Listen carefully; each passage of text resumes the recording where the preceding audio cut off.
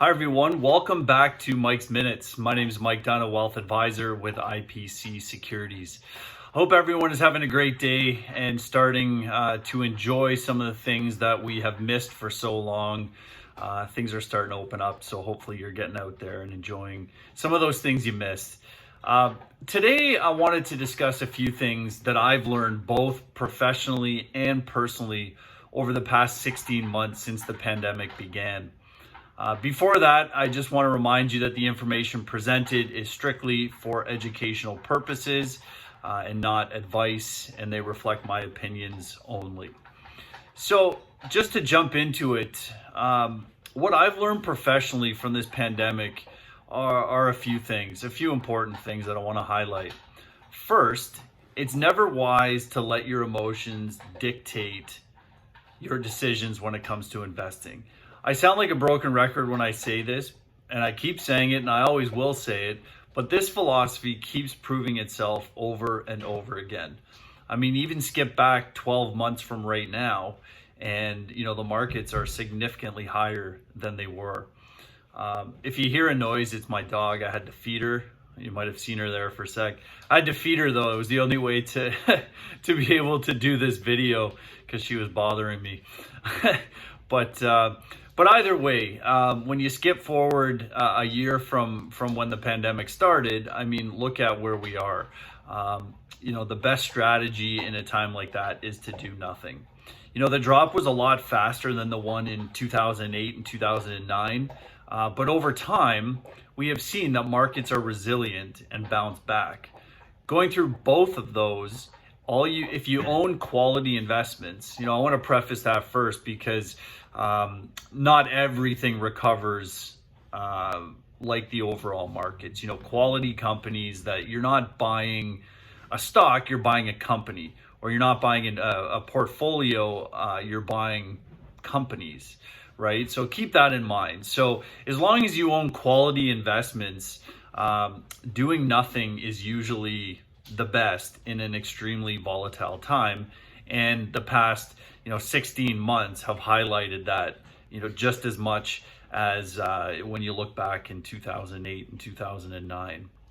So the second thing that I've really learned is technology can be used to create a very efficient way to do business. So we were essentially forced to use technology to adapt to the new world, but it will be used even more extensively going forward.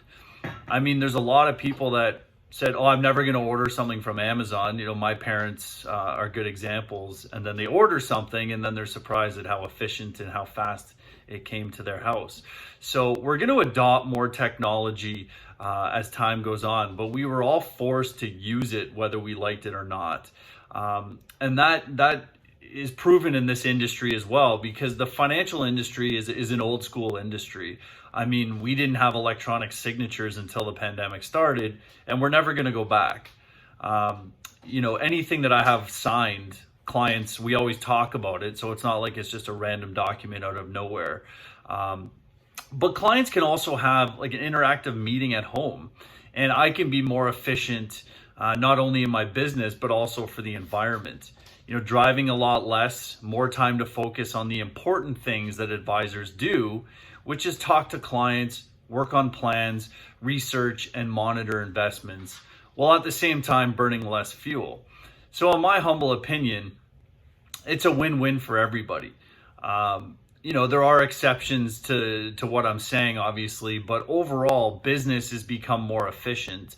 And going forward, my business is going to continue to be as electronic as I can, because I don't serve my clients a whole lot of purpose sitting in my car for a couple hours a day when I can be more accessible on the phone, through a Zoom call, or through email and text. And also the environment's getting a lot of attention. We all have to do our parts. And if I personally can burn less fuel, I'm sure I'm not the only advisor out there that is going to spend less time in their car. So, in today's world, there's also this new term called FOMO. And this is the last thing that I've learned, or major thing that I've learned throughout the last 16 months. But what FOMO means is the fear of missing out. it has taken over the minds of a lot of, especially younger investors. But what we need to be aware of is that, a lot of the stuff we hear, a lot of people that make money in the markets, if you go back to earlier this year, we look at GameStop and AMC and things like that. We always hear the good stuff after the fact. And then we fear that if we don't get in now, we're going to miss out on a further run. The FOMO acronym can be very dangerous, especially when it comes to investing.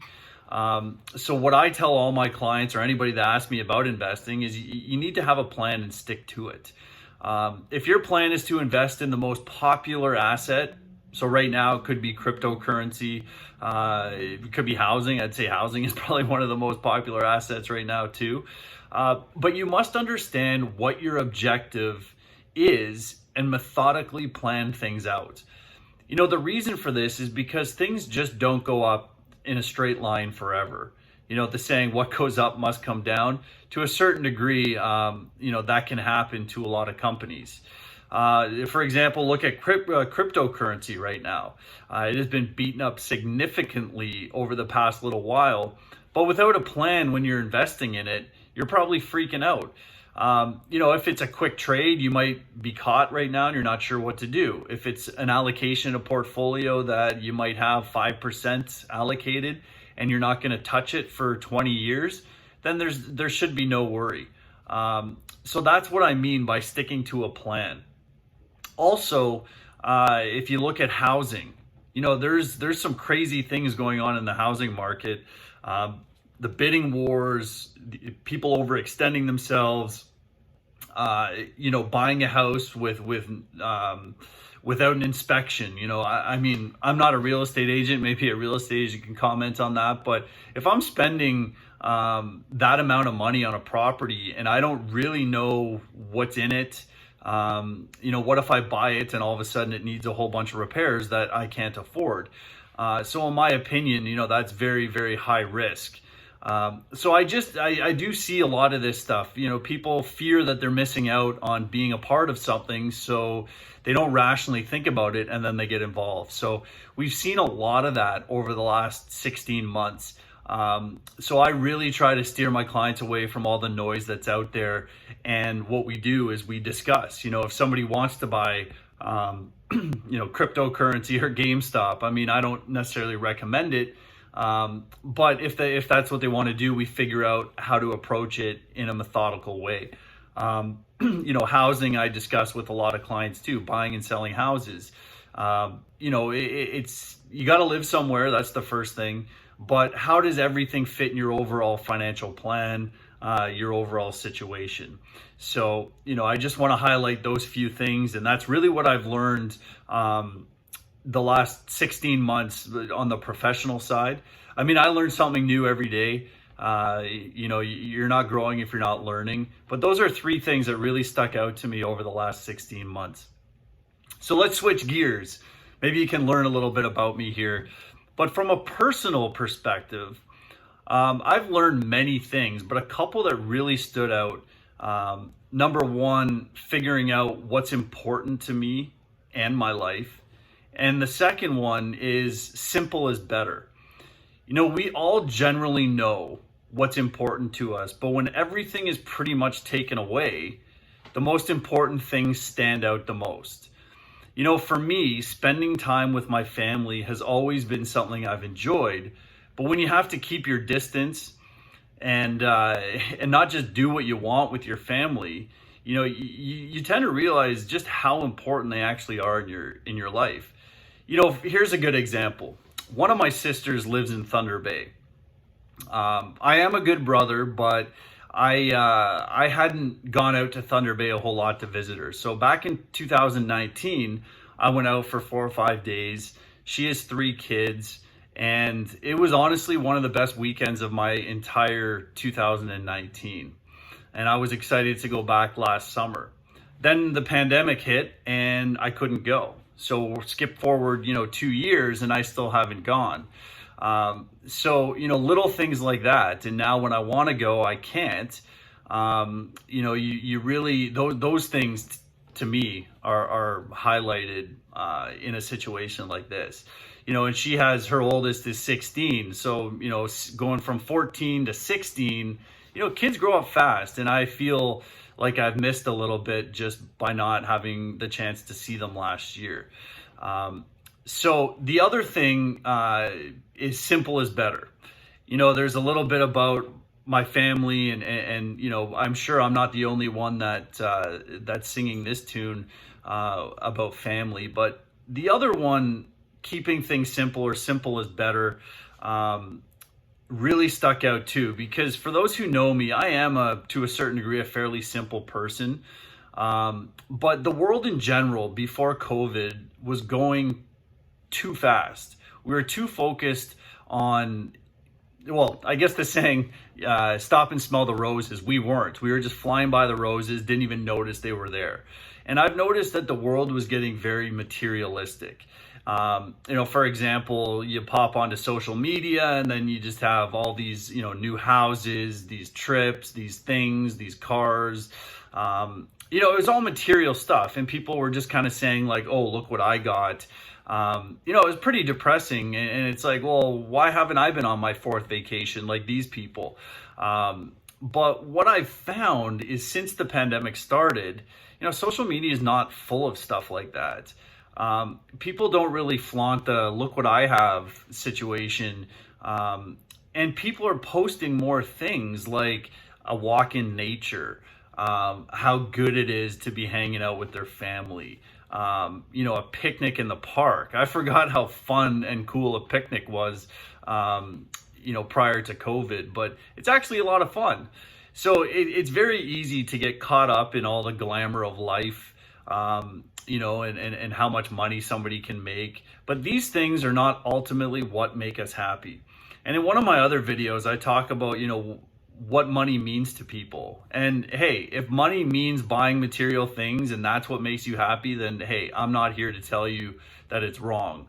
But I'm sure a lot of people can agree that, we've had the chance to realize what is extremely important, and keeping things simple is a great philosophy to live in today's world.